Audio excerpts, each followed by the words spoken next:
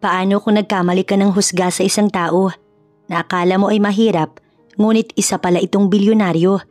Iniwan mo sa pag-aakalang hindi kanya kayang buhayin dahil isa lamang itong hamak na construction worker. Si Minerva Ocampo, ang anak na halos lahat ng luho sinusunod ng mga magulang dahil gusto nitong maranasan ang pakiramdam ng isang mayaman. Nasa middle class lamang ang estado ng buhay ng pamilya nito. Ngunit dahil sa kagustuhan nito makapag-aral sa sikat na paaralan, ay sinunod ng mga magulang upang maipakitang suportado siya ng mga ito. Ngunit dahil sa pagiging easy-go-lucky ng dalaga at pakikisama sa mga barkada, ay hindi nito akalain na pagsisisihan niya ang ginawang desisyon. Napariwara at kahit kanino na lamang makikisama. Hanggang sa makilala niya si Drake sa isang bar ng isang gabing yun. Akala ni Minerva ay nakakuha na siya ng lalaking mag-aangat sa kanya kaya agad siyang bumigay rito. Ngunit hindi pala dahil ng sumunod na araw nakita niya ito sa isang construction site. Akala niya ay ito na ang mag-aangat sa kanya. Ngunit bakit parang palubog yata ang agos niya? Iniwasan nito ang binata. Ngunit ang hindi niya alam na buntis siya ng lalaking pilit niyang nilalayuan. Imbis kay Drake ipinaako ang bata ay sa isang mayaman siya kumapit. Ngunit dahil sa mga kasalanang nagawa, hindi rin iyon nagtagumpay. Ang pagkakakulong ang nagpaalala sa kanya ng lahat ng kasalanang ginawa niya. Nagsisi man, ngunit huli na. Pero sa gitna ng pagbabago ni Minerva, bigla na lang niyang nakita ang lalaking iniiwasan niya sa nakaraan. Iwasan pa rin kaya niya ang binata kung malaman niyang isa itong bilyonaryo? Magawa kaya niyang ipakilala ang anak kung nalubog na siya sa sobrang kahihiyan dahil sa pagtataboy niya rito? King, where's Lexine? Tarantang tanong ni Dashiell sa asawa habang papalapit ito sa kinatatayuan ng lalaki. Be careful sweetheart, baka madapa ka. Mabilis na dumamay ang asawa nito upang alalayan ng buntis na si Dashiell. Don't worry about Lexine. Sarili mo ang intindihin mo sweetie. No, you don't understand. Kanina ko pa hinahanap ang bata pero wala man lang sa akin nagsasabi kung nasaan siya. Wala namang pasok ngayon dahil Sunday. Nag-aalala pa rin itong usal. Nang makaupo sa sofa, hirap na rin ito sa sitwasyon dahil sa laki ng bigat ng tiyan niya. Twins ang magiging baby nila ni King at pangatlo na ito. Presya is now 10 years old at si Calix is 7 years old.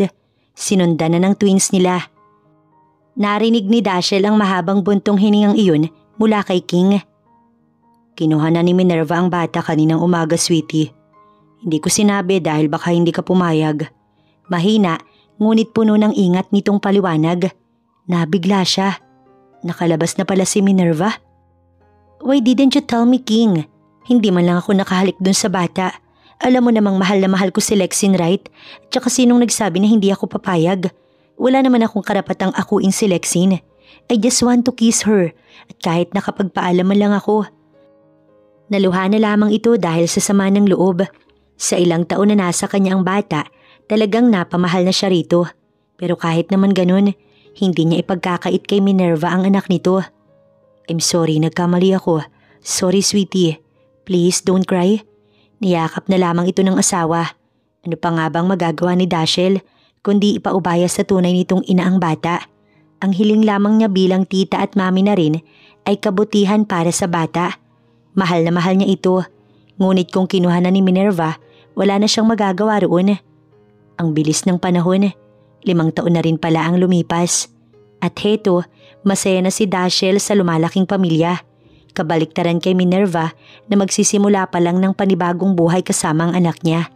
Dahil ang mama nito pumanaw bago pa man sila sabay sanang lalabas noong isang araw. I miss you so much anak. Niyakap niya ang bata. Hindi siya makapaniwala na dalaga na ito na noon ay hanggang bewang niya lamang. Ngayon ay umabot na sa balikat niya ang tangkad nito. Tahimik lang ang batang nakadungaw sa bintana ng jeep na kanilang sinasakyan. Pabalik na sila sa tinutuluyan niyang boarding house nang makulong siya. Ni isa sa lahat ng meron siya na wala na parang bola. Wala rin siyang pwedeng sisihin sa mga iyon kundi sarili lang din niya. Alam niyang kasalanan niya ang lahat kaya nga hindi na siya nagpakita kay Dashiell kanina. Dahil baka umiyak lang siya at magmakaawa upang patawarin siya nito sa pagtangka niyang pagpatay sa kinakapatid niya. Oo, alam niyang walang kasalanan si Dashiell simula pa lamang. Dahil kung may nagkasala man, walang iba kundi siya lamang. Nang mamatay sa sakit sa puso ang mama niya, doon niya napagtanto na lahat ng mga nangyayaring ito ay ganti ng langit sa kanya. Hindi nga niya alam kung bakit nakalabas pa siya ng kulungan dahil sa daming kasalanang nagawa niya noong nasa labas pa siya ng bilangguan. Pero siguro binibigyan pa siya ng isa pang pagkakataon ng langit na magbago at patunayan na karapat dapat siyang bigyan ng isa pang pagkakataon. Ipinapangako niya simula sa araw na to. Lalaban siya ng patas at hindi man lalamang sa iba. Kung nagkamali man siya sa nakaraan, inaamin niya iyon at humihingi ng tawad, lalong-lalo na kay King at kay Dashiell. San po tayo pupunta? Malumanay na tanong ni Lexine. Nagulat siya, akala niya kasi ay galit ito sa kanya o di kaya'y hindi na siya nakikilala. Hindi agad nakasagot si Minerva. Naluha siya ng tahimik pero sinunod rin iyon agad ng punas gamit ang likod ng kanyang palad. Sa boarding house ko, anak. Nilingon siya nito at kumunot ang noo nang makitang umiiyak siya. Wag na po kayong umiyak, Mami. Ngumiti siya ngunit mas lumala ang pagluha niya nang tawagin siya nitong Mami. Ayos lang si Mami, anak. Masaya lang si Mami. Nagpapasalamat siya kay Dashiell dahil pinalaki nitong mabuting bata ang anak niya at hindi rin ito inalis sa kanya ang pagiging ina. Sabi ni Tita, Mami, kapag may problema, manalangin lang sa Diyos. Siguradong giginhawa ang pakiramdam mo po. Niyakap niya ito mula sa likod. Humilig naman si Lexine sa ina. Malapit na rin sila sa pupuntahan. Tumigil ang jeep nang mag-stop ang stoplight. Paano po ang school ko, Mami? Kasi hindi pa po tapos ang second grading namin.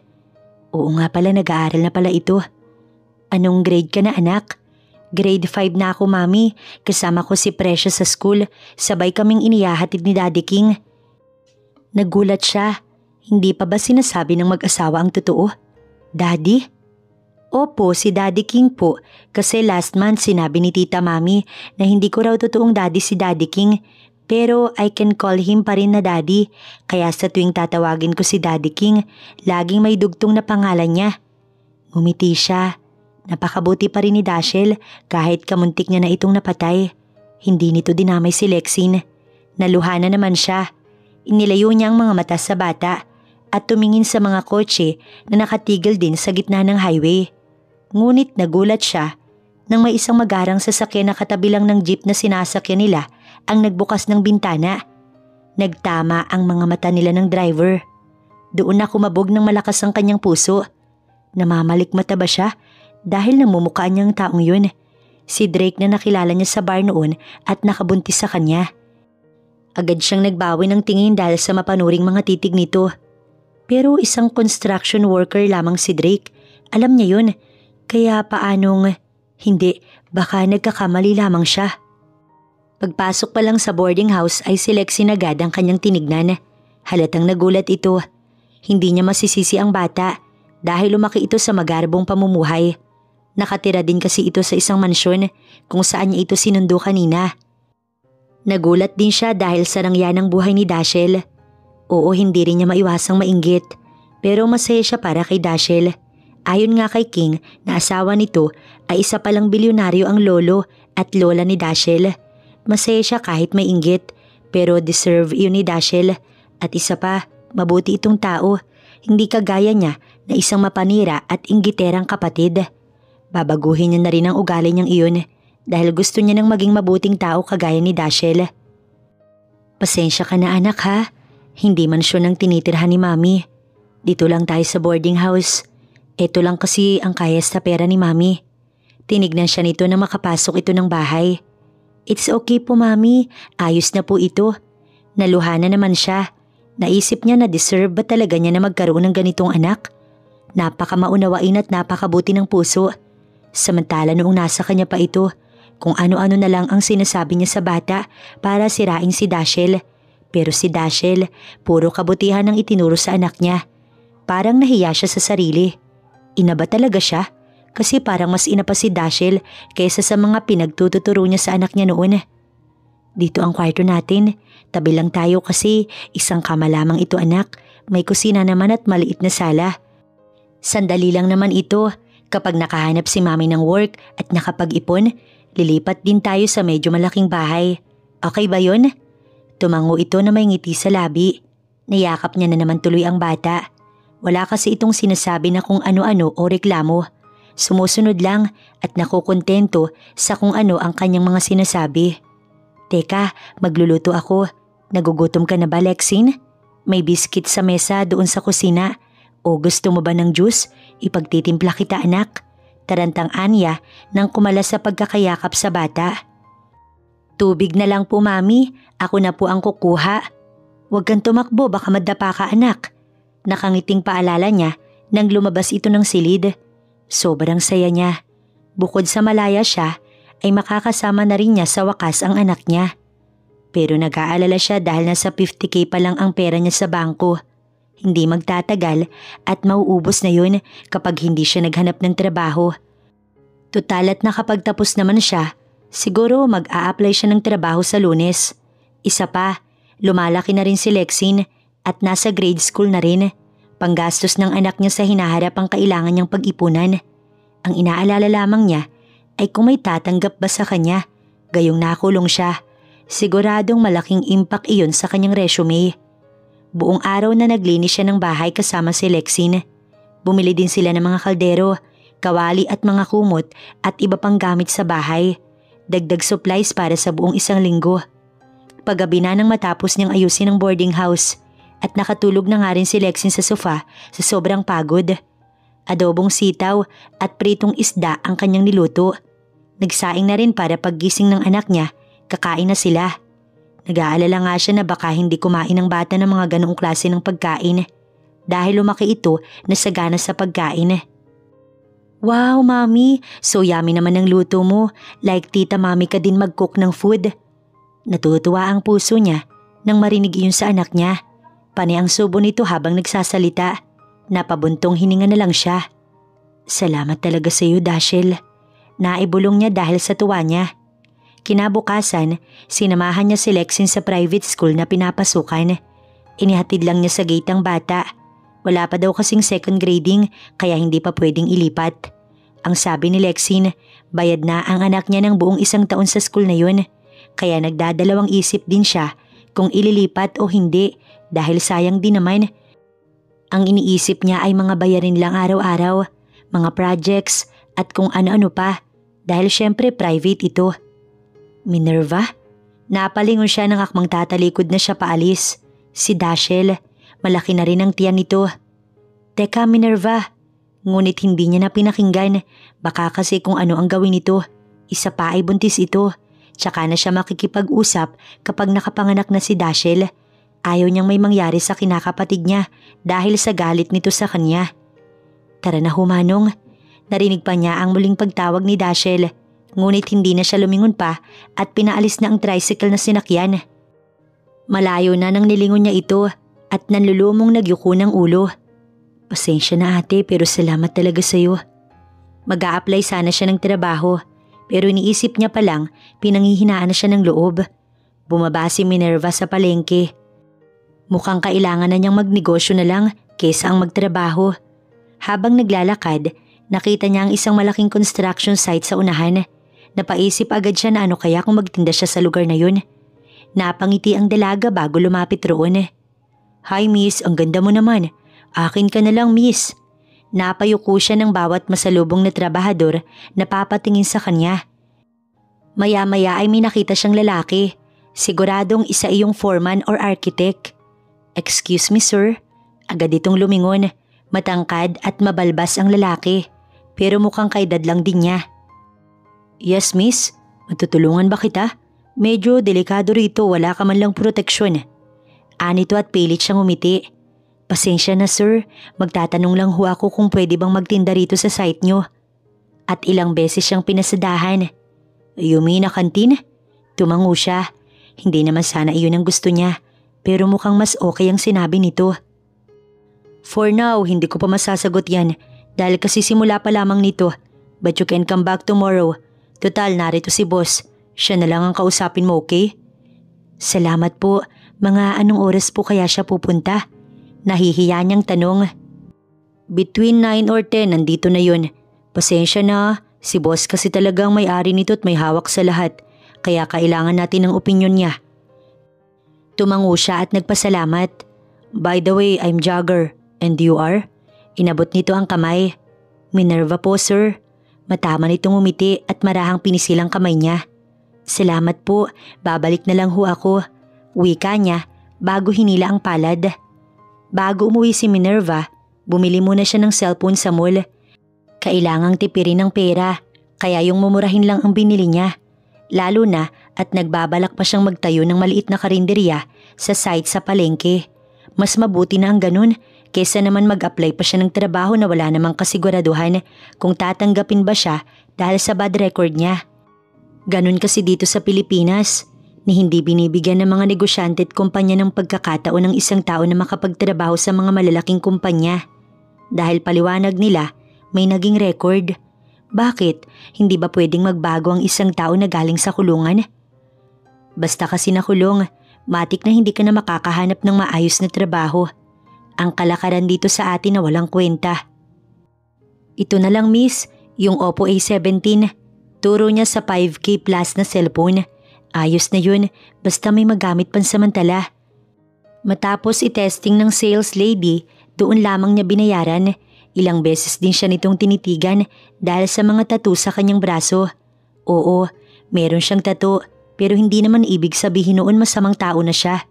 Noon oo pero ngayon nagbago na siya. Pwede naman kasing magbago ang isang tao para sa mabuti. May problema ba? Ngumiti ng pilit ang babae. Wala naman, ang ganda mo lang para magkaroon ng tattoo. Tinaasan niya ito ng kilay. Masama ba?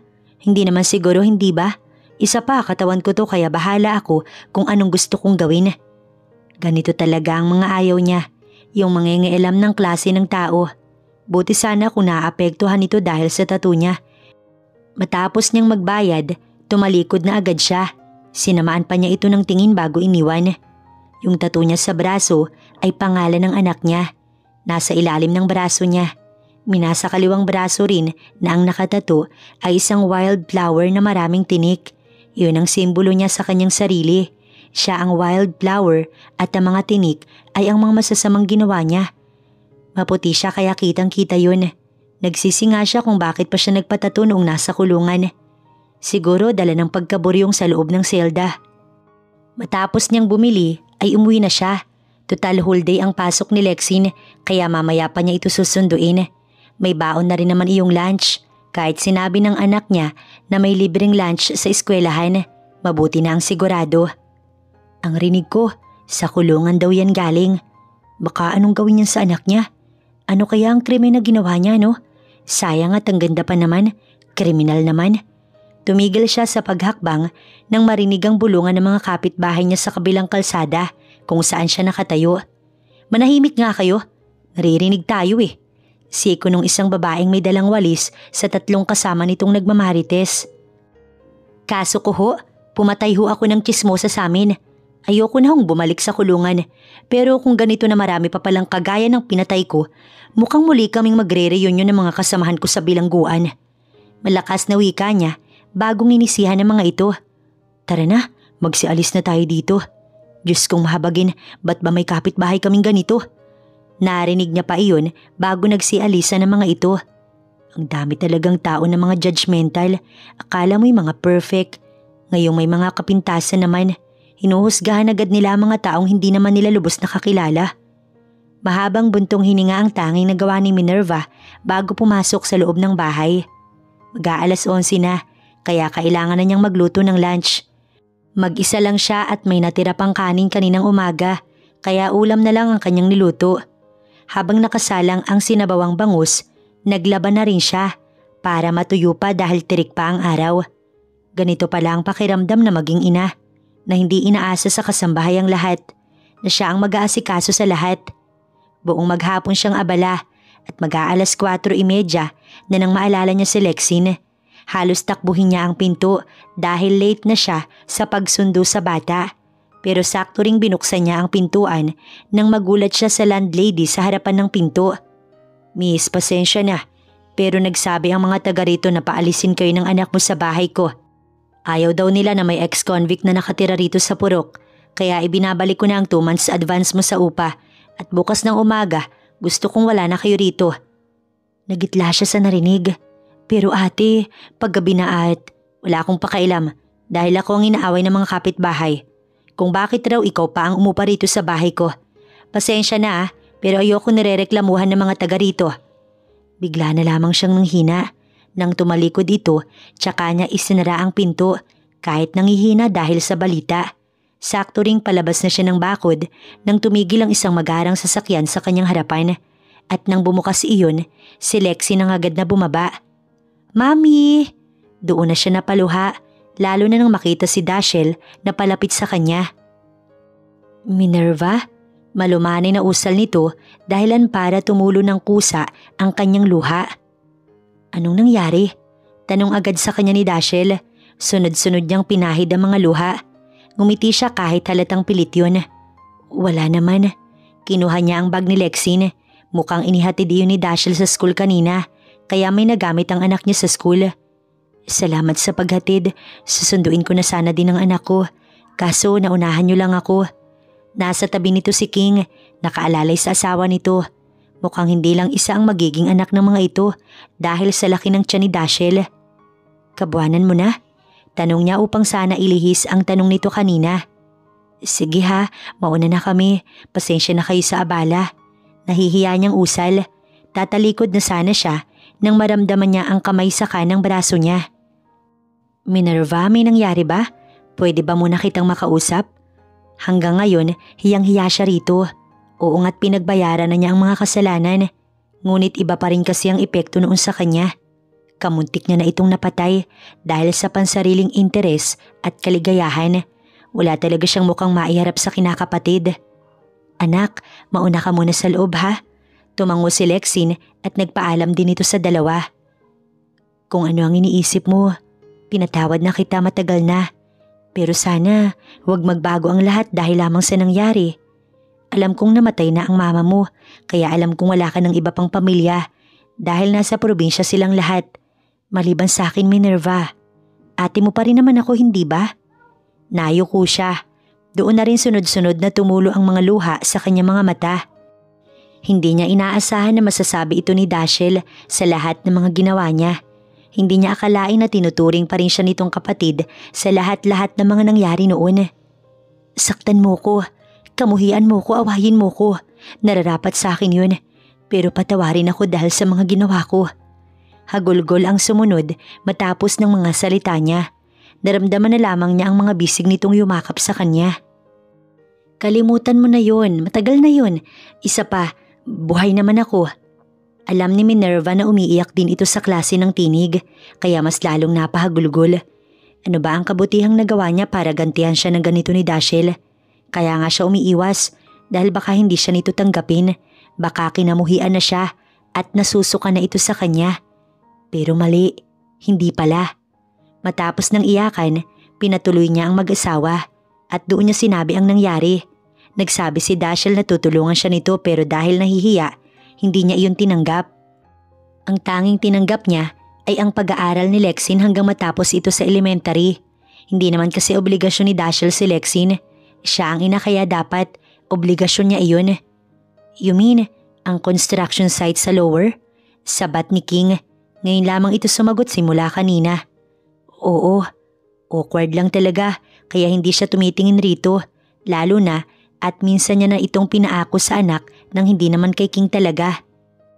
Alam mo, nilingon ng babae ang asawa nito. Yeah, the owner of that site is my college friend, Mr. Antonio. I think last year lang umuwi ang taong yun. To take over the multi-billionaire na ari-arian ng mga Antonio all over the Asia. Nagulat siya. Multi-billion? Grabe pala ang yaman ng may-ari nun. Sa bagay, narinig nga niya kanina sa mga naroon, isang Grand Royal Casino raw ang ipapatayo doon. At sa nakita niya kanina, sobrang lapad ng sakop ng site na yun. Kung simpleng milyonaryo lang, tsak na hindi yun magtatayo ng ganun kalaking building. At dahil sa sinabi mong yan, sweetheart, tutulungan mo si Minerva na makapasok doon ngayon. Natigilan si King. Why me, sweetie? Sino pa? Ako? Look at me, King. Buntis ako, di ba? Binuntis mo ko. Napakamot ng ulo ang lalaki. Natawa naman siya. At dahil ayaw mo ng pera mula sa akin, bibigyan na lang kita ng pampagawa ng kantin at lahat ng gamit doon. Kung sana tinanggap mo ang alok ko na ako na ang bahala sa inyo ni Lexin, di sana hindi ka na mamomroblema. Ayaw niya. Sa dami ng naging kasalanan niya. Ayos na sa kanyang napatawad na siya ni Dashiell. Matapos nun, siya na ang gagawa ng paraan para magkapera nang hindi umaasa sa kinakapatid niya. Dagdag lang siya sa gastusin, lalo na at kabuanan na din pala nito. Kaya pala bantay sarado ng asawa nito kasi baka manganak anumang oras mula ngayon.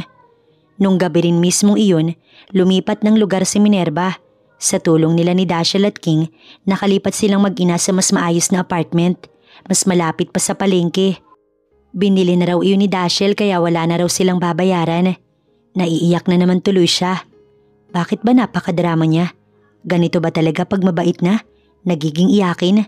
Ang OA lang talaga. Kaya pala panay text ito kanina habang nasa daan sila. May kausap na pala ito sa cellphone. Iba talaga kapag mayaman. Mabilis ang proseso ng lahat. At mas lalo kung may perang pantapal. Dahil sa pagod, sa isang restaurant na lang din sila nag-dinner. At sagot iyong lahat ni King. Pero matapos ng hapunan, bigla namang humilab ang tiyan ni Dashiell. King, manganganak na yata ako. Dali-dali naman siyang tumayo upang alalayan si Dashiell na hindi na rin mapakali si King. Buhatin mo bilis, baka pumutok ang panubigan. Kalmadong usal niya. Kumapit si Lexin sa kanya. Mami, manganganak na po ba si Tita Mami? Mukhang oo anak. Tara, samahan natin sa hospital si tita mo. Sumunod sila ni Lexin sa kotse. Siya na ang nag-drive. Habang nasa likod si King at Dashiell na panay ang ungol.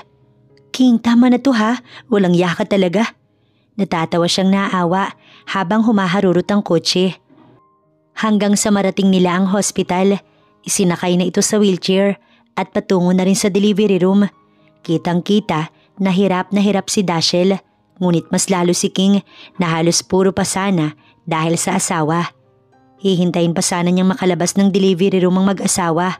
Pero inaantok na si Lexin at may pasok pa ito bukas. Kaya nag-text na lang siya na babalik na lang bukas. Kinabukasan ay maaga pa siyang gumising dahil Martes at may pasok ang bata. Nagplantsa pa kasi siya ng uniform ni Lexin at naghanda ng agahan. Matapos niyang maihatid, dumiretso naman siya sa site. Mag-aalas 9 na kaya sakto lang din. Naka-fitted long sleeve siya upang takpan ng mga tattoo niya. Pinarisan niya ng jeans para wala nang masabi ang mga tao. Excuse me, kuya. Tumigil ang isang trabahador sa mismong harapan niya. Naka-construction attire ito at kompleto mula sa helmet, long sleeve, long pants, sapatos at gloves. Yes, ganda. Nandiyan na kaya si Mr. Antonio? Napatingin ito sa isa pang kasama. Si Boss Drake ang tinutukoy niya. Kinabahan siyang bigla dahil sa pangalang binanggit ng isa sa mga kasama nito. Nandun sa unahan sa may tent, ganda. Diretso ka na lang. Turo nito sa di kalayuan. Tumuloy siya kahit may kaba. Baka naman kasi ibang Drake yun. Sa dami ba namang Drake sa mundo? Imposible naman siguro ang iniisip niya. Madali lang ang lahat kung tatanggapin ni Minerva ang offer ni Dashiell na ito na ang bahala sa negosyo or trabaho dahil marami itong pwedeng maibigay na uri ng trabaho. Pwedeng sa opisina, sa hospital, or kaya sa shop nito na patuloy na lumalago. Pero dahil iniisip ni Minerva na ayaw na niyang mas dumami pa ang utang na loob niya, hindi niya na tinanggap. Lalo na at ito pa ang naging ina ni Lexin in the past 5 years nang siya ay nasa bilangguan. Ayaw na niyang mas dumagdag pa sa isipin nito. Isa pa, paano siya mabubuhay ng siya lamang at ang anak niya kung patuloy siyang aasa kay Dashiell? Gusto niyang maging matatag at umasa sa sarili niyang kakayahan kaya niya ito ginagawa. Tsaka nahihiya din siya syempre sa dami ba naman na naging kasalanan niya dun sa tao. Tatanggap pa rin siya ng tulong mula rito. Nasaan ang hiya niya? Kung hindi lang talaga ipinilit ni Dashiell ang pagpapaaral sa bata hanggang matapos ang grade school nito, hindi talaga niya tatanggapin. Iniisip din kasi ni Minerva ang mga pinsan ni Lexin at alam niya na kahit hindi nagrereklamo ang bata, alam niyang gusto nitong makasama pa ang mga pinsan. Kaya para sa anak niya, Nagpatay-hiya na lang siya. Kinakabahan si Minerva habang patungo sa may tent. Mukhang temporary office iyon dahil ginagawa pa lang ang barracks. Kakatapos nga lang din palibutan ng bakod ng buong site na ginawang pansamantalang harang upang makaiwas sa hindi inaasahang pagtilapon ng mga bato o kung anong bagay sa gitna ng kalsada. Itinatayo na rin na magkabila ang barracks at sunod-sunod ang datingan ng malalaking truck at mga gamit para sa itatayong building roon. Siguro sa banta niya, hindi bababa sa 200 lahat ng construction worker. Kaya nga talagang naisipan niyang magkantin dahil malaki din ang kikitain sa tuwing break time or lunch time ng mga ito. Balak niyang magbenta ng lutong ulam, mga soft drinks, snacks at mga kakanin. Tsaka yosi na rin para sa mga ito. Para imbis na maglalakad pa ang mga ito patungo sa tindahan, doon na sa kanya bibili. Nakales sa oras, magagamit pa kasi nila ang oras na yun para magpahinga. Napatingin si Minerva sa harapan nang may biglang umagaw sa braso niya at hinila ng malakas. Nahuli na ang reaksyon niya dahil sa gulat. Natigilan siyang bigla nang mula sa kinatatayuan kanina, may bakal na nahulog mula sa ina-assemble na gamit sa may bandang itaas niya. Sorry boss. Narinig pang usal ng nakahulog ng isang kapirasong pahabang bakal na nasa 1 metro. Are you okay? Biglang natulala ang dalaga nang marinig ang pamilyar na tinig na iyon. Napaatras siya at kumawala sa pagkakahawak nito sa pulsuhan niya at pagkadikit sa matipuno nitong dibdib. Nang itaas niya ang ulo upang titigan nito at siguraduhin ang iniisip, tila biglang tumigil ang ikot ng oras. Ni hindi siya nakahuma agad sa lalaki na katitig ng seryoso sa kanya. Sunod-sunod ang paglunok ng ginawa niya. Kilala niya ito. Kilalang kilala niya ang lalaki. Naka-long sleeve na kulay yellow at kupas na maong pants na may butas pa ang bandang tuhod magkabilaan. Suot nito sa ulo ang isang construction helmet na bigla na lang nitong hinubad at ipinasuot sa kanya. Ayos lang. Kahit ang pagsagot, hindi na rin niya naayos. Nagkanda bulol-bulol pa si Minerva dahil sa bilis ng kabog ng kanyang puso. Ilang sandali nang muli itong magsalita. Delikado rito. Wala ka pang proteksyon sa ulo. Seryoso nitong wika. Nagyuko siya bigla ng ulo dahil sa mga titig nitong hindi niya yata kinakaya. Mapanuri na animoy may kung anong hinahanap sa kabuuan niya. Sino ang nagpapasok sa kanya? Sigaw nito sa mga kasama. Tumigil ang maraming mga lalaki sa ginagawa at lumingon sa dako niya at ng lalaki. Iniisip niya kung hindi ba siya nito nakilala. Dahil siya, kilalang kilala niya ito na hindi na nga siya halos makatitig rito dahil sa hiya. Ibig sabihin pala, construction worker pa rin ito hanggang ngayon. Si Bugs ho, boss. Sigaw ng isa sabay turo sa tinutukoy. Boss, hinahanap po kayo. Tsaka kahapon pa yan narito sa ganda at gusto ro kayo makausap. May iilang sumipol at may iilang kumakanta-kanta habang nakatingin sa kanya. Sige, bumalik na kayo sa trabaho. Nito, akala niya itatalikod na ito pero nagulat siya nang hilahin siya nito sa braso. Hinila niya pabalik ang kamay pero hindi malang natinag ang pagkakahawak nito sa kanya. Hinahanap mo raw ako. Animoy kilalang kilala siya dahil parang kahit sa galaw halatang ayaw siyang lubayan. Sit down at dito ka tumingin hindi sa labas. Pinagtitinginan ka ng mga tao, hindi mo ba napapansin? Ramdam niya ang inis sa boses nito. Nagdududa na siya. Mukhang kilala siya nito pero umaasa siya na sana ay hindi. Ang bilis pa rin ng kabog ng kanyang puso. Ang lakas kasi ng atraksyon nito kahit walang ahit ang balbas. Mahaba na rin ang buhok na umabot na hanggang tenga. Gulat siya nang hawakan nito ang sandigan ng upuan at iniharap sa dako nito. Nag-iisip siya na baka hindi nga siya nito nakikilala. Kaya mas mabuti sigurong magpanggap na rin na hindi niya rin ito kilala. 1 pa 2 beses lang silang nagkita nito. Una sa bar noon at sa construction site mismo. Nang malaman niyang construction worker ito, umiwas na siya at simula noon hindi na sila nagkita. Kaya siguro hindi naman siya nito kilala. At isa pa, bakit ito ang narito? Di ba dapat si Mr. Antonio? Nandito ba si Mr. Antonio? Hindi niya alam kung ano ba rito ang taong ito dahil kahapon si Drake daw ang boss ayon sa nakausap pero sabi ni King si Mr. Antonio naman daw. Why? Animoy nangaasar nitong usal. Tungkol nga pala sa sinabi ko kay Mr. Jagger kahapon na baka pwedeng magtayo ng kainan sa loob ng site nyo. Anong sabi niya sa'yo? Seryoso nitong tanong. Sabi niya bumalik ako ngayon at boss daw niya ang kausapin ko, which is si Drake daw. Natawa ito, hindi niya alam kung bakit pero parang nainsulto siya roon. Now, sino ba ang kaharap mo? Nagitla siya. Mukhang alam nito kung sino siya pero pinilit niyang magkunwaring hindi.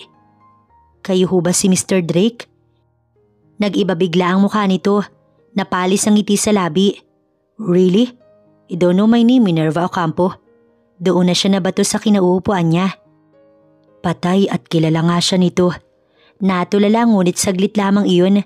Tumayo siya sa kinauupuan at hinubad ang suot na helmet. Mukhang hindi na matutuloy ang mga plano niya. Saan ka pupunta? Tumalikod na siya nang hindi malang nagpapaalam, ngunit isang malaking kamay ang humawak sa kanyang pulsuhan. Aalis na ako, pasensya na sa abala. Mahina niyang usal. Ngunit hindi man lang binigyan ng pagkakataon ni Drake na makaalis siya roon ng ganun kadali lang. Natawa ito, hindi niya alam kung saan ba ito natawa. Pasensya, mukhang nabago kang ulo mo at nakalimutan mo ang totoong ugali mo, Minerva. Nangasar nitong wika. Oo nga pala. Hindi siya yung tipo ng babae na humihingi ng pasensya. Ngunit nagbabago rin naman ang ugali kung pipilitin. Naalala mo ang sinabi mo nun? Ayos lang na nagalaw kita. Huwag lang kitang sundan pa. I still remember that. Muli itong umisi. Hindi niya yun nakalimutan. Kaya nga nang makita niya ito kanina, bigla siyang kinabahan at nahiya na rin dahil sa pagtataboy niya rito noon.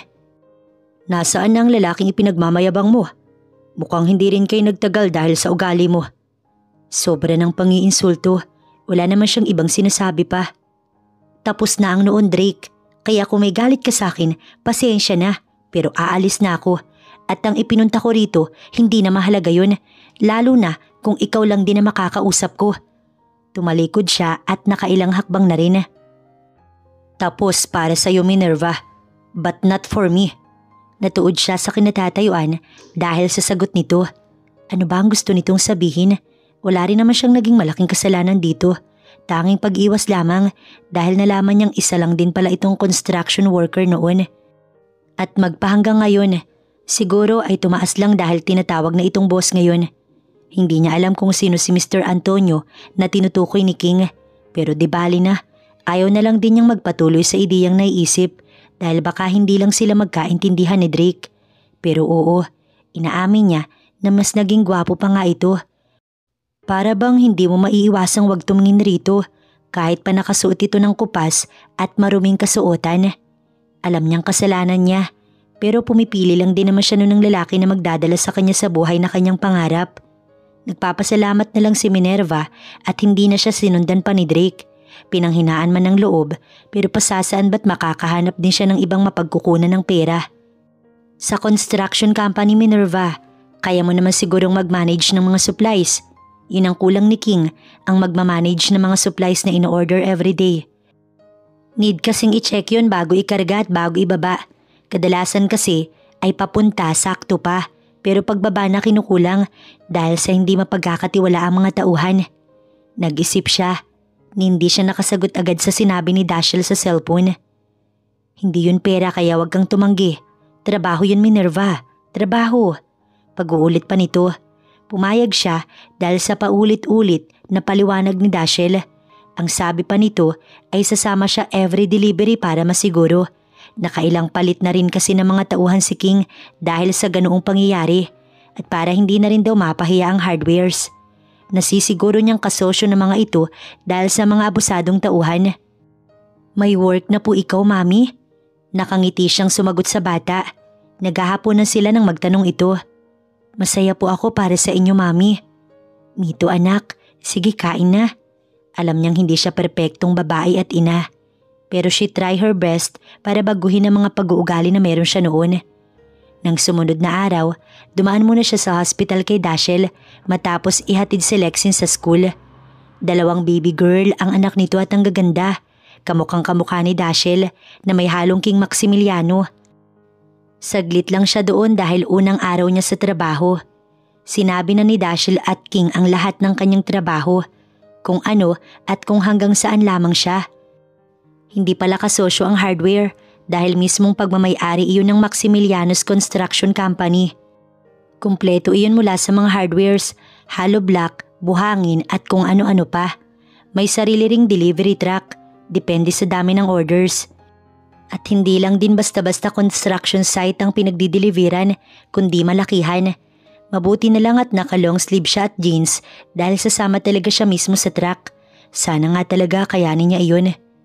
Ma'am, sasama ho kayo? Wika ng driver. Oo, saan ba ang delivery nito? Diyan lang sa palengke banda, ma'am. Bigla siyang kinabahan. Mukhang sa Casino Royal yun, pero wala siyang magagawa dahil trabaho niya ito. Dala ang isang backpack ay sumakay siya ng truck, katabi ang driver.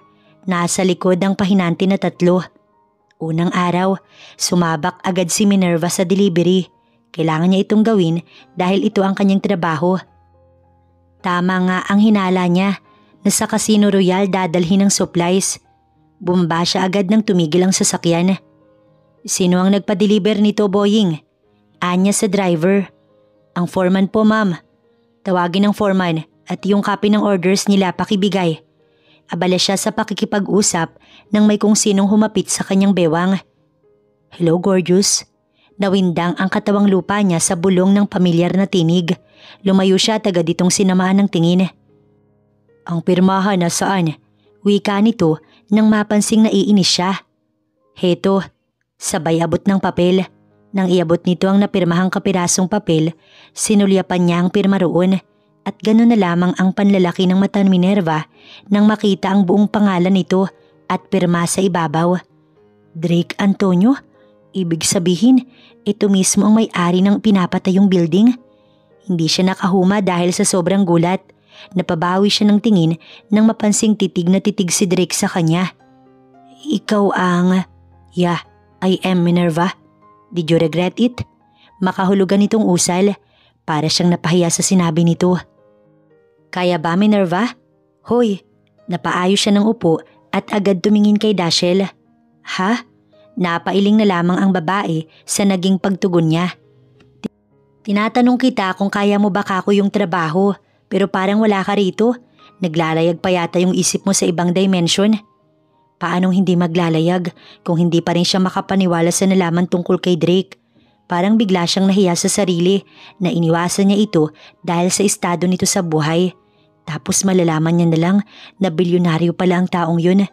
Parang gusto niyang sampalin ang sarili ng paulit-ulit. Pero kahit gawin niya yun, wala na siyang magagawa pa at hindi na muling maibabalik ang nangyari. Ang sabi nga, walang pagsisising nasa una, lahat ay nasa huli. Ngayong alam niya na ang totoo, mas kailangan niyang iwasan ng binata. Dahil baka kung ano ang isipin nito, na porket nalaman niyang mayaman pala ito, lalapit na siya rito. Hindi rin ito pwedeng malaman na may anak sila ni Drake. Dahil sigurado siya na oras na maisip nito ang kustudiya ng bata. Alam niya na wala siyang panlaban, tsaka mas kailangan niyang ilayo dahil baka ano pa ang isipin nito. Hindi siya gaya ng dati na uhaw sa salapi, nagagawin ng lahat para sa pera. Nagising na siya sa katotohanan ng kailangang paghirapan ng isang bagay bago mapa sa iyo. Ano? Sigurado ka ba? Gulat na usal ni Dashiell. Oo, si Drake Antonio ang ama ni Lexine. Pero wag mong sasabihin kahit kanino. Ayokong isipin ng taong yun na ngayong alam ko na ay tsaka lang ipakikilala rito ang anak. Ayokong isipin ito na ganun pa rin ang ugali ko, ate. Bukas na uuwi ang mag-asawa. At habang wala pa si King ay siya na muna ang nagbantay sa hospital. Naroon si Lexine sa mansyon kasama nito ang mga pinsan. Mamaya niya na susunduin pag uwi niya. Clear naman lahat ng mga test ng kambal kaya okay na. Pero paano kapag nalaman niya? Hindi niya malalaman, ate. Huwag mong sasabihin, ha. Sa'yo ko lang to sinabi, ate, at wala na. Itinaas nito ang palad. Swear to God. Pero hindi pa rin talaga ako makapaniwala, Minerva. Paano? Nang magtanong ito, isa-isa niyang isinalaysay ang lahat hanggang sa malaman niyang buntis siya ng 1 buwan.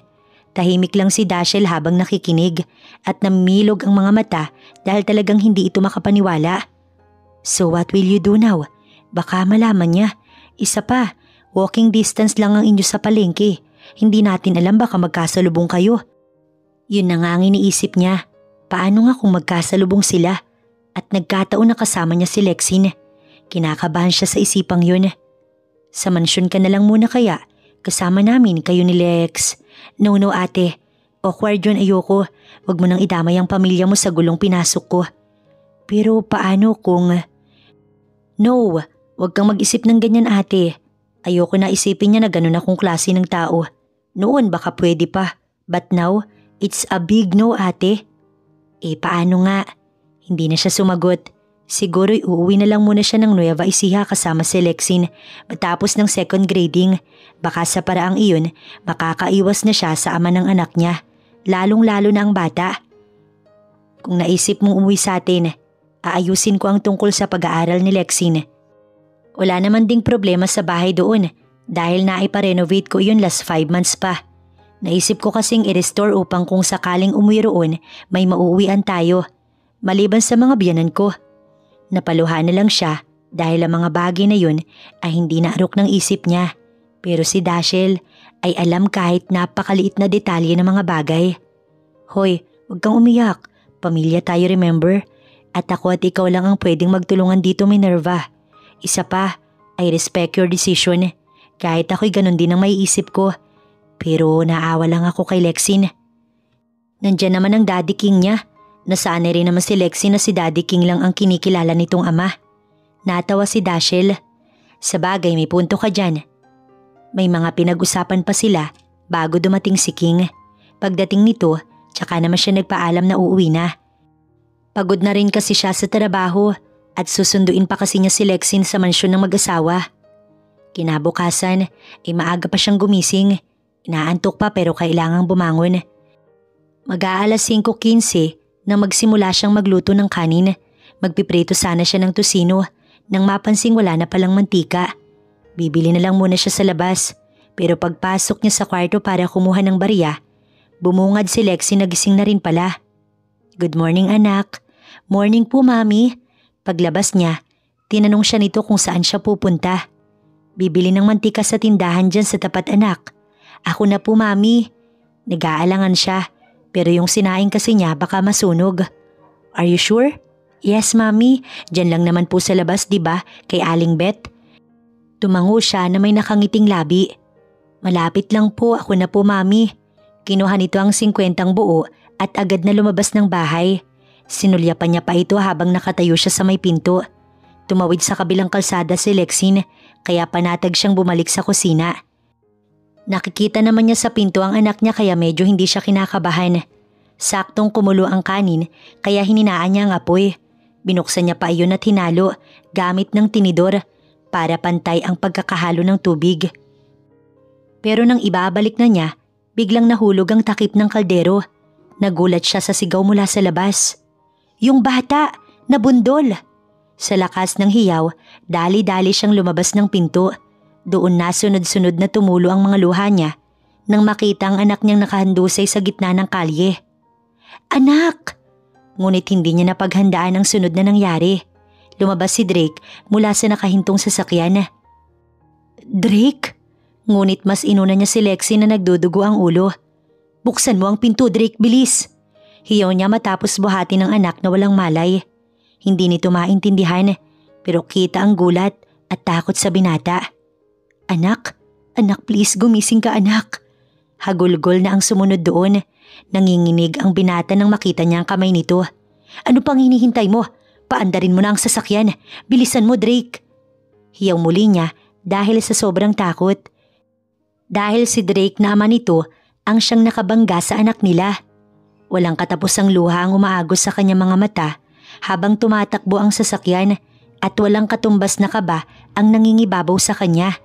Pinunit na niya ang laylayan ng kanyang suot na blouse upang ipangtali sa ulo ni Lexine na patuloy ang pagdurugo. Anak, huwag kang bibitaw. Huwag anak, hindi ko kakayanin Lexine. Hagulgol na usal niya at pilit ginigising ang bata. Ngunit lupaypay ito at hindi man lang nagigising.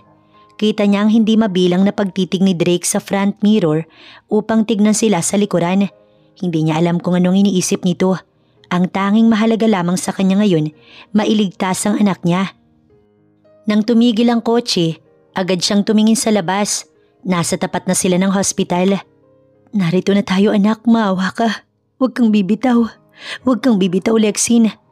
Maagap na bumukas ang pintuan at walang sali-salitang binuhat ni Drake ang bata. Help! Tulungan niyo kami rito. Narinig pa niyang sigaw nito. Nang makababa, sinundan niya si Drake buhat ang bata patungo sa loob ng hospital. Sumalubong ang mga nurse at doktor. Agad din nilapag sa stretcher si Lexine at sunod ang swerong ikinabit dito. Anak, gumising ka please. Lexine, tinatawag kita, sumagot ka. Habang tulak ng mga nurse ang stretcher, panay din ang takbo niya at ng lalaki upang sundan ng anak niya. Ma'am, hanggang dito na lang po kayo. Ngunit pagdating sa tapat ng ER ay may pumigil na babaeng nurse. Sasama ako, gusto kong makitang maayos ang anak ko. Umiiyak na sagot niya. Isasarado na sana iyon ang itulak niya ang pintuan. Please, maawa ka, papasukin mo ko. Hindi ako manggugulo, maawa ka. Gusto ko lang makita ang anak ko na maayos. Ma'am, pasensya na. Bitiwan niyo na yung doorknob, ma'am. Nurse, please. May humawak sa magkabilang braso niya at pilit hinila palayo sa pinto. Minerva, please, tama na. Pigil nito sa pagwawala niya at matinding pag-iyak niya. Ngunit hindi siya nakinig. Hinabol pa niya ang pasarang pintuan. Ngunit sumara na iyon at nakalak na din. Sunod-sunod ang pagkalampag na ginawa niya, kasabay ng mga sigaw at luhang umaagos ng walang katapusan sa mga mata niya. Ngunit biglang mahigpit na yakap ang nagpatigil sa pagwawala niya. Mahigpit, sobrang higpit na halos hindi niya na maigalaw ang buong katawan niya. Ngayon lamang niya ito naramdaman, ang mayakap ng isang lalaki. I'm sorry. I am really sorry. Hindi ko napansin. Nagmamadali ako. Hindi ko nakita. I am really sorry. Kasalanan ko to. Naramdaman ni Minerva ang pagyugyog ng magkabilang balikat nito. Umiiyak si Drake. Ngunit sa sobrang hinanakit at galit na nararamdaman niya ngayon, wala siyang ibang iniintindi kundi ang pighati ng kagaya niyang isang ina na sa mismong bisig niya nawala ng malay ang anak. Malakas ang buong puwersa niya itong itinulak. Nanlilisik ang mga matang ito'y pinakatitigan. Bata lang si Lexine. Pero bakit Drake? Siya na lamang ang meron ako. Siya na lang ang tanging yaman ko, pero bakit? Bakit kailangan mong gawin iyon? Maya't maya, natitigil ang pagsasalita niya dahil sa sunod-sunod na pagsinok dahil sa matinding pag-iyak. Wala kang awa. Sigaw niya at muli na namang dumaloy ang masaganang luha sa kanyang mga mata. Sana siya na lang ang bumili. Sana siya na lang ang nabundol. Sana siya na lang.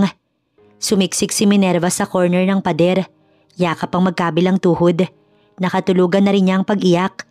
Pero nagising siya nang maramdaman ng palad na dumantay sa kanyang ulo. Doon ka na maupo. Mahinang usal ni Drake, ngunit hindi niya ito pinansin. Dahil galit, sobrang galit ang nangingibabaw sa kanyang buong pagkatao. At para hindi na siya makapagsalita ng masama, pinilit na lamang niya ang sarili na tumahimik. Kahit ang dami-dami niya pa sanang gustong sabihin. Isa pa, iniiwasan niyang magtanong ito tungkol sa bata. Siguro nasa 1 oras din bago bumukas ang pintuan. Nurse ang bumungad. Dali-dali siyang tumayo at lumapit rito. Nurse, ang anak ko. Kamusta ang anak ko? Ligtas na ba ang anak ko? Sabihin mo, nurse. Sabihin mong ligtas siya. Maawa ka sa akin. Muli na namang nagsimulang tumulo ang kanyang mga luha. Katabi niya si Drake at tutok na tutok din ito sa sasabihin ng nurse. Ma'am, huminahon na po muna kayo. Sa ngayon, kailangan po namin ng isang bag na dugo dahil sa daming dugo yung nawala sa anak ninyo. Pero naubusan po ng supply ang hospital ng type A+ na dugo, kaya kailangan po namin ng tulong ninyo. Kailangan po ito ngayon dahil ongoing ang operasyon ng pasyente. Hindi siya pwede. AB kasi siya. Nilingon niya si Drake dahil hindi ito sumasagot. Kitang-kita niya ang gulat na mukha nito. Sir, kayo po. Ani ng doktor. Sunod-sunod ang paglunok na ginawa nito. Ako nurse, type A+ ang dugo ko. Sa tinig nito, alam niya na kung bakit iyon nanginginig. Nakita din niya ang pagluha nito. Alam na ni Drake. Alam na nito. Naiwan si Minerva sa waiting area ng ER. Sumaglit siya sa hospital chapel para magdasal at humingi ng tulong sa Panginoon. Hindi niya ito kaya ng siya lang. Kailangan niya ng Diyos para sa kaligtasan ng nag-iisang kayamanan na mayroon siya. Masama siya, oo, at inaamin niya yun. Pero hindi masama ang humingi ng saklolo sa Diyos. Minerva? Napatingin siya sa unahan. Kita niya si Dashiell at King na lakad-takbo palapit sa kanya. Ang tatag niya biglang napalis nang ito ay makita. Para siyang bata na napahagulgol nang makalapit si Dashiell. Ate, isang mahigpit na yakap ang naramdaman niya. Shh, magiging maayos ang lahat. Magiging maayos ang lahat, Lexine. Tatagan mo ang loob mo. Bulong nito habang hinahagod ang likuran niya. Totoo ba na si... Agad niya itong tinignan kaya hindi natapos ni Dashiell ang sinasabi. Tinawagan niya si Dashiell kanina nang sumama si Drake sa nurse upang magpakuha ng dugo. Kaya alam nito ang nangyari kay Lexine. Oo, nagpakuha siya ng dugo dahil kinapos ng dugo si Lexine. Hindi ko kamatch ang anak ko pero siya. Naiyak na naman siya dahil alam niyang wala na siyang takas matapos nito. Huwag kang mag-alala, Minerva. Everything will be okay. I assure you that. Kaya tama na ang iyak, ha? Wala na siyang ibang magagawa kundi ang umasa sa mga sinabi ni Dashiell dahil iyon lang ngayon ang tangi niyang magagawa, ang umasa. Si King ay katabi lang ni Dashiell sa upuan habang siya ay nasa isang upuan ng agwat nila ni Dashiell. Tahimik lang siya nang dumating si Drake. Nakita niya agad ang cotton na nilagyan ng tape sa kaliwa at kanang braso nito. Napansin niya ang pagtitig ni Dashiell rito nang lumapit ang lalaki kay King. King Maximiliano? Simple nitong usal. Hey, isang tapik mula kay King bago ito dumiretso patungo sa kanya. Akala niya ikakausapin ni Dashiell si Drake, ngunit hindi. Siguro iniisip nito na baka magkamali pa ito. Isa pa at ayaw niyang sa kanya mismo manggaling ang mga revelasyon. Nagpaalam si Dashiell na mauuna na dahil kailangan na raw niyang mag-pump. Babalik daw ang dalawa bukas ng umaga. Ayaw pa sana nito dahil hihintayin pa ang paglabas ni Lexine. Ngunit bilang ina, kailangan talagang unahin ng mga anak sa anumang bagay at naiintindihan niya yun. Wala kang sinabi? O may bala ka pa nga bang sabihin? Saktong nakaalis ang mag-asawa nang magsalita si Drake sa kinauupuan nito. Bakit? Ano bang dapat kong sabihin sa'yo, Drake? Tinitigan siya nito ng diretso sa mga mata. Seryoso iyon at halatang namumula rin kagaya ng sa mga mata niya. Namamaga nga lang ang sa kanya dahil simula pa kanina siyang umiiyak. Bigla itong tumayo. Come on, Minerva. It's too obvious. Hindi kita naiintindihan. Huwag kang magsalita ng kung ano-ano dahil hindi porkit magkamatch kayo ng anak ko, anak mo na rin. Posibleng magkamatch kahit walang kaugnayan, Drake. Kaya wag mo kong binibiro. Pinahid niya ang nagbabadyang mga luha. Hanggat kaya niyang ilayo ang bata, ilalayo niya. Tumahimik ito pero hindi napupoknat ang matatalim na titig nito sa kanya. It's true, but DNA test don't. Doon na sumikdo ang puso niya. Ngunit pinilit ni Minerva na ikalma ang sarili sa kabila ng kaba at takot. Dumagdag pa ito sa kanyang alalahanin. Tumigil ka na, pwede ba? Huwag mo nang dagdagan ng mga nangyari ng baluktot mong mga iniisip. Anak ko si Lexine at akin lang ang anak ko. Wika niya bago tumayo sa kinauupuan niya. Sakto ring bumukas ang pintuan ng ER, kaya dali-dali siyang lumapit roon. Unang lumabas ang doktor na may suot pang face mask. Dok, kamusta ang anak ko? Ayos na ba siya? Tumingin ito sa kanya. Kayo ba ang mga magulang ng bata? Itinuro niya ang sarili. Ako ang magulang ng bata. Lumapit maging si Drake. Palipat-lipat ng tingin ng doktor bago nagsalita. Tatapatin ko na kayo agad. She's unconscious right now dahil sa malaking sugat na natamo ng pasyente sa ulo. Nagkaroon ng 27 stitches ang bata sa bandang batok. Clear naman ang CT scan ng bata.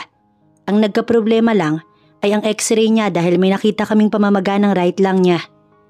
Dahil iyon sa malakas na pagtama ng matigas na bagay sa likuran nito. Parang bigla siyang nanghina sa narinig.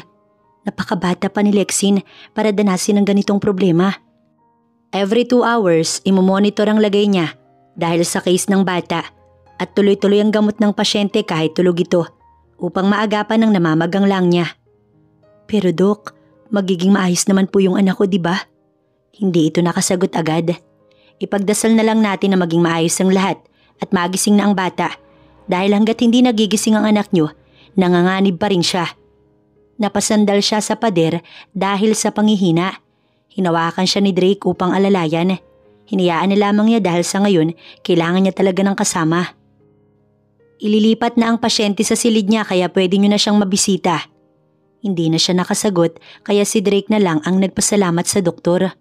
Nakaalali lang ang binata hanggang sa marating nila ang silid. Hindi na rin siya nakipag-away pa rito dahil wala din naman iyong magagawa sa ngayon.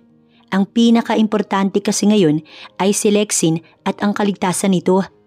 Naluluha si Minerva habang nakikita niyang nakaswero. May isang bag ng dugo na nakakabit sa anak niya.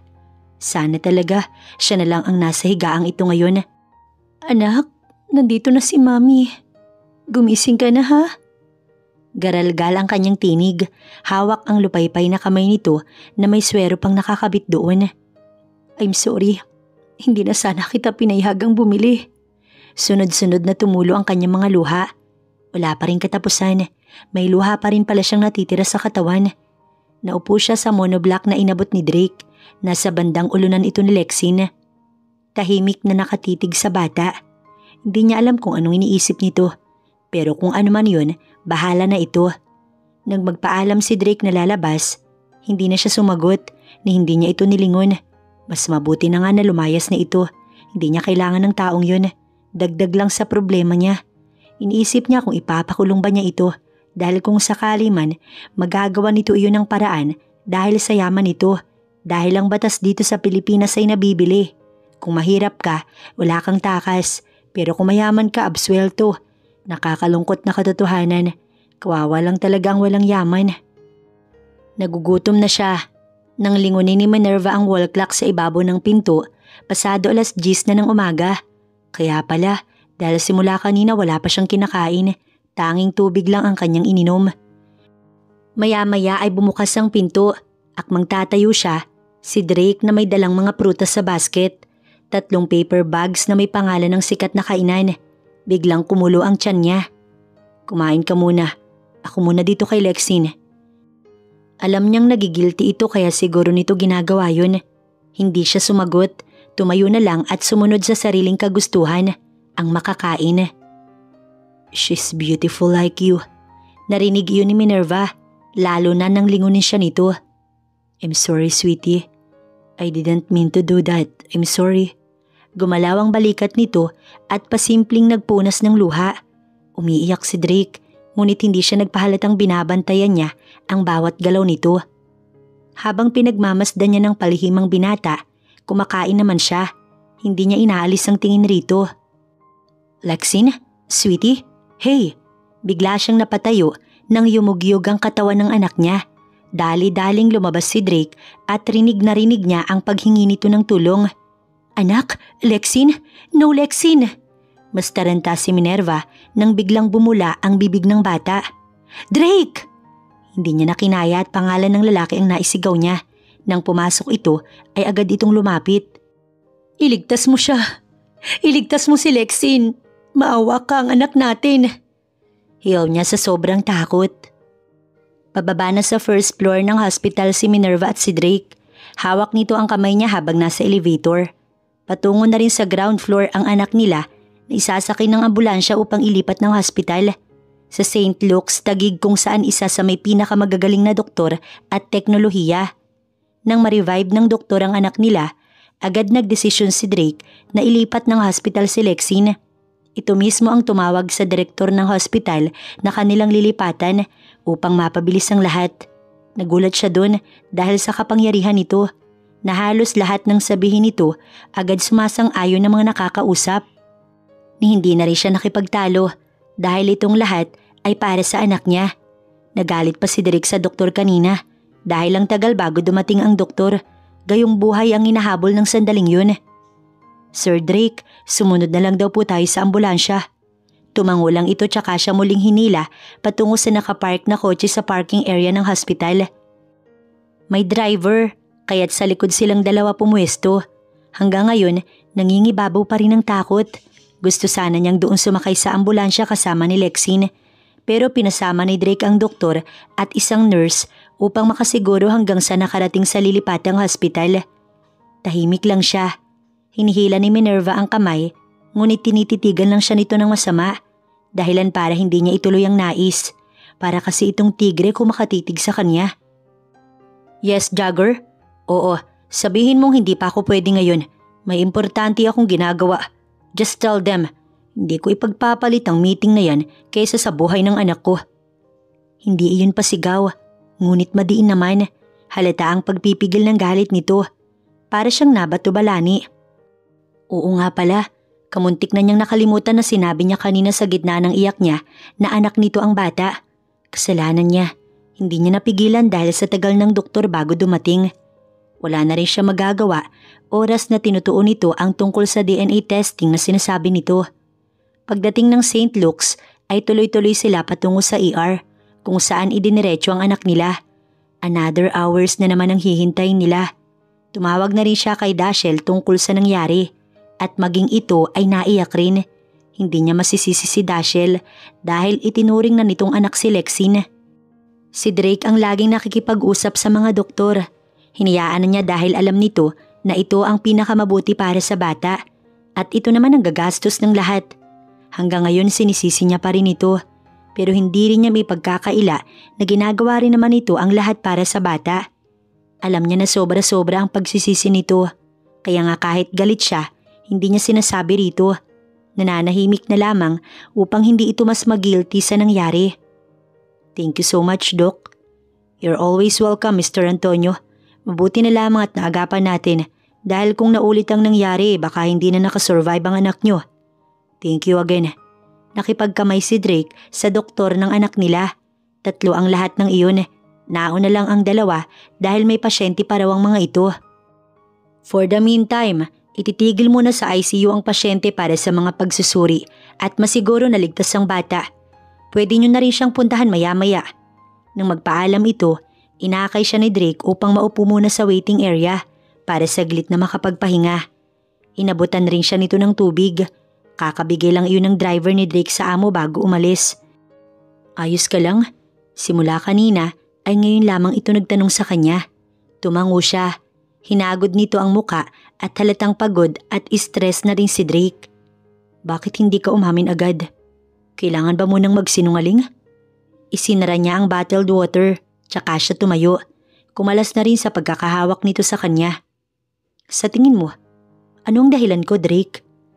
Bakit sa akin mo tinatanong? Ikaw ang dapat nakakaalam niyan. Malumanay nitong wika. Alam mo kung bakit ako umiwas sa'yo.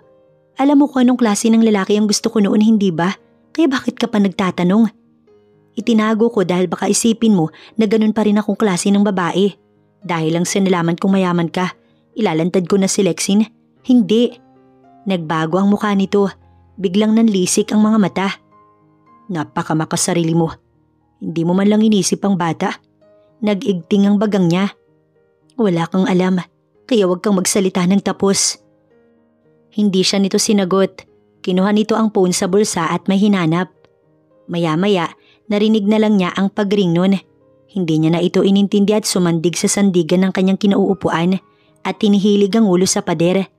Napapikit siya upang saglit na makapagpahinga ang isip. Yes, Attorney Malvar. I need it as soon as possible. Yeah, I'll text you the time and the date later. May importante lang ako inaasikaso ngayon. But in no time, I'll call you again. No, mabilisan lang to. For the child's sake. Bigla siyang napadilat. Anong sinasabi mo? Bulahaw niya rito. Sorry about that. I'll call you later. Wika pa nito bago in-off ang tawag. Sabihin mo, anong ibig sabihin nun? Nanggagalaitin niyang usal. Calm down, Minerva, please. Maupo ka muna. No, sabihin mo. Kinukuha mo ba ang anak mo sa akin? Of course not. Tumayo ito para pakalmahin siya. Para saan nga yun? Nagpapagawa ko ng marriage contract. Namilog ang kanyang mata. Ano? You have 2 choices. Pakakasal ka sa akin o ilalaban ko ang bata for the child's custody. Natuod na lamang siya sa kinatatayuan dahil sa sinabi ni Drake. Napaiyak na lamang si Minerva nang makitang unti-unti nang nakaka-recover ang anak niya. Hindi siya makapaniwala na nagising ito sa pagkakatulog ng 3 linggo. Walang humpay ang pagtulo ng mga luha niya habang ang labi niya halata ang kagalakan. Water po, Mami. Nauutal nitong usal. Aligaga siyang nagsali ng tubig sa baso at inalalayan pa ito makaupo upang makainom. Hindi niya akalain na ang araw-araw na pagdarasal nagkaroon ng katuparan. Ngayon lang niya napatunayan na kahit gaano pa kasama ang ugali mo, hindi ka pa rin pinababayaan ng langit. Dinirinig pa rin pala ang kagaya niya. Kagaya niyang hindi perpekto at maraming pagkakasala. Tinawag na ni Drake ang doktor at siya ang naiwan sa loob ng ICU upang bantayan ang anak niya. Patuloy ang kanyang pagluha, luha ng kasiyahan. Nagugutom ka ba, anak? Gusto mo bang kumain? Anong gusto mo? Bibili kita. Umiling ito. Saktong bumukas ang pintuan kaya napalingon siya doon, ang doktor at si Drake. Lumabas muna kayo, Mr. Antonio. Usal ng doktor. Tumayo siya at nagpaalam muna sa anak niya. Nalingon na niya si Drake. Tutok na tutok ito sa anak nila. Halatang nag-aalangan kung lalabas o mananatili sa loob. Pero hindi lang niya ito sa kamay palabas at sumunod naman ito kahit halatang napipilitan. Sa 3 linggo na araw-araw na kasama niya ang taong ito, ay parang dahan-dahang lumalambot ang puso niya. Galit siya dahil sa pagkabangga nito kay Lexine. Ngunit dahil sa ipinakita nito, parang nabawasan at unti-unti iyong nawawala, lalo na at hindi siya nito iniiwan. Kung uuwi siya, ito ang nagbabantay kay Lexine at kung aalis din ito, babalik din naman agad. Alaga siya nito sa loob ng mga araw na narito sila sa hospital, kaya parang nahihirapan siya na ibalik ang galit rito. Hindi man niya aminin, alam niya na may kung anong damdamin ang tumutubo sa kanyang puso. Hindi pa siya nakakaramdam ng ganun dahil halos lahat pagpapanggap lamang. Pero ngayon, sobrang kakaiba ang pakiramdam na iyon na parang sa bawat araw na kasama niya si Drake, mas lumalalim pa nga yata. Pero alam niya na hindi pwede. Una sa lahat, ayaw niyang isipin ito na mabilis lang siyang makuha dahil alam niya na mayaman na ito. Oo, ilagay na nga natin na mayaman nga si Drake pero hindi ibig sabihin nun magpapatangay na lamang siya sa alon dahil sa estado nito. Baka kung anong isipin nito. Gayong ipinangalandakan pa man din niya noon na ayaw niya kay Drake dahil construction boy lamang ito. Is she okay? Baka nagugutom na yun. Bibili ko muna siya na makakain para kapag tapos ng ma-check up ni Doc Flores, pwede na siyang kumain. Malumanay nitong wika tsaka ito tumayo. Akmang tatalikod na si Drake ng kanyang tawagin. Lugaw lang muna ang bilhin mo para madaling ma-digest ng bata. Nakahakbang na rin ito paalis nang tawagin niya na naman. Salamat. Mahina na sabi niya sabay yuko ng kanyang ulo. Ano ba yung sinasabi niya? Bago lang? Nasisiraan na ba siya? Hindi sumagot si Drake kaya itinaas niya ang ulo tumingin rito. Nakalayo na pala ito. Mukhang hindi nito narinig ang kanyang sinabi. Isang malalim na buntong hininga ang tanging nagawa niya. Ang hirap lang na mapagitnaan ng pag-aalangan at katotohanan. Nag-aalangan siya dahil baka anong isipin nito tungkol sa kanya. Oras na pumayag siya sa alok nitong kasal. Katotohanan dahil hanggang kailan niya maitatanggi na ayaw niya rito. Kung ang totoo ay parang nahuhulog na rin siya sa ipinapakitang pag-aalaga nito. Lalo na sa anak nila. Miss Ocampo, masaya kong ibinabalita na maayos na si Lexine. Salamat sa Diyos at hindi siya pinabayaan. Sa ngayon pwede na siya makakain pero soft foods muna. Pinunasan niya ang luha. Salamat po, Dok. Salamat po talaga. Isang pakikipagkamay ang tanging nagawa niya bago nagpaalam ang doktor. Para ngayon pa lamang siya tuluyang nabunutan ng tinik sa lalamunan. Noong mga nakaraang mga araw at linggo kasi, hindi talaga siya mapakali dahil hindi pa rin nagigising ang anak niya. Ngunit ngayon, umiyak man siya pero sasaya naman. Mami? Tumigil siya sa pagsubo. Yes, anak. Tumingin ito kay Drake na nakatayo sa likuran niya habang pinapanood siya sa pagsubo kay Lexine. Tahimik ito pero alam niyang gustong-gusto na nitong yakapin ang anak nila. Sino po siya, Mami? Malumanay na tanong nito. Si Drake ang tinutukoy ng bata. Ibinaba niya ang hawak at pinainom muna ng tubig ang bata bago siya nagsalita. Anak, noong nandito ka sa hospital at nag-aagaw buhay, si Drake ang tumulong sa'yo. Sa atin, hanggang ngayon siya pa rin ang kasama ko rito. Kapag wala ako, Siya ang nagbabantay sa'yo at nagbabasa ng mga paborito mong libro. Ah, siya po siguro ang naririnig ko na lalaki yung voice, Mommy. Really? Tumango ang bata. Sometimes, I heard him crying and saying I'm sorry. Nilingon niya si Drake, namumula ang mga mata nito. Anak, si Drake kasi ang daddy ko po? I know po, Mami, kasi naririnig ko po siya na tinatawag niya ang name ko and he calls me sweetie or my daughter. Kayo po yung daddy ko, di ba? Parang natutunaw ang puso niya nang marinig ang salitang iyon sa kanyang anak. Lumapit si Drake sa gilid ng kama ni Lexine at isang mahigpit na yakap ang isinagot nito. I am sweetie. I am your daddy. Ang walang katumbas na reaksyon na iyon ni Lexine ang nagpaiyak sa kanya. Lalo na nang yumugyog ang balikat ni Drake, tanda na umiiyak na rin ito. Ito ang sandali na siguradong tatatak sa kanya habang buhay. Can I call you my daddy po? Natawa ito pero umiiyak. Panay lang din ang punas ng luha. Of course, sweetheart. You can call me daddy anytime. Pinunas ni Lexi ng luha nito. Daddy, hindi na rin talaga niya napigilan ng sarili. Umiyak na lang siya ng umiyak dahil sa saya. Kita niya kasi ang saya sa mga mata ni Lexine at ni Drake na hanggang ngayon pilit tinutuyo ang mga mata. 3 araw pa ang itinagal nila sa St. Luke's bago sila tuluyang nakalabas. Masigla na rin si Lexine, nakakatakbo na nga rin pero dahil baka mabinat ay hindi niya masyadong pinaglalaro ang bata. Sa apartment sila dumiretso. Gusto sana ni Drake ay sa bahay na raw nito, ngunit hindi siya pumayag. Hindi nga rin nakapasok sa school si Lexine kaya na-miss daw nito ang paaralan. Pero kailangan makarecover talaga ito ng tuluyan bago ulit mag-aral. Ang sabi ni Drake, kukuha na lang ng tutor kapag maayos na ang bata.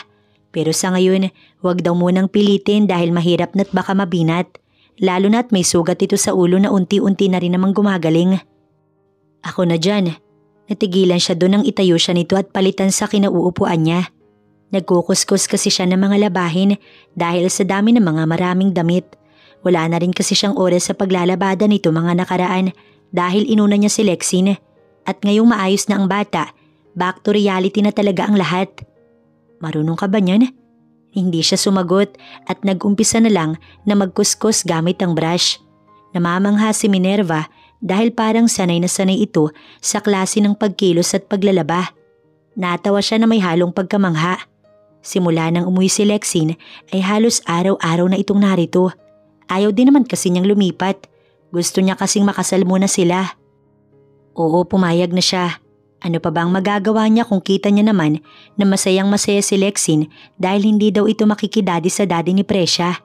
Makakatanggi ka pa ba kaya kung mas gusto nitong kasama lagi ang daddy kaysa sa kanya? Wala na siya ibang mahihiling pa. Basta masaya ang anak niya. Mas lalo naman siya. Kaya nga kahit may mga negatibong mga isipin pa rin na tumatakbo sa isip niya, sinawalang bahala na lang niya iyon para sa kanyang anak. Hindi ko sana ito gagawin, pero wala na akong pagpipilian dahil kung meron man, ang kasiyahan ni Lexi ang lagi kong pipiliin. Huwag mong isipin na dahil nalaman kong mayaman ka, kaya ako pumayag. Hindi ganun yun, Drake. Wait, what did you say? Kumunot ang noo niya. Totoo naman, di ba? Iniisip mo ang ganun? Napalakas ang boses niya, kaya automatikong tinakpan ni Drake ang bibig niya. Tulog na kasi si Lexine. Mukhang ikaw lang ang nakaisip niyan, Minerva. Dahil ang nasa isip ko lang ngayon ay ang pakasalan ka upang bumawi sa mga taong hindi ko kayo nakasama ng anak natin. Nagitla siya doon pero parang ayaw niya pa ring maniwala. Come on, hindi ako kakagat sa pain mo sa bar noon kung hindi kita gusto. Natawa ito. Parang biro lang yun sa binata pero siya hindi na nakasagot. Ayaw mo maniwala? Then, let me prove it to you. Namilog na lamang ang mga mata niya at hindi na talaga nakasagot nang sakupin nito ang nakaawang niyang labi. Ramdam ni Minerva ang libo-libong boltahe ng kuryente na tila biglang dumantay sa buong katawan niya. Sinubukan niyang kumawala pero natangay na rin siya kalaunan.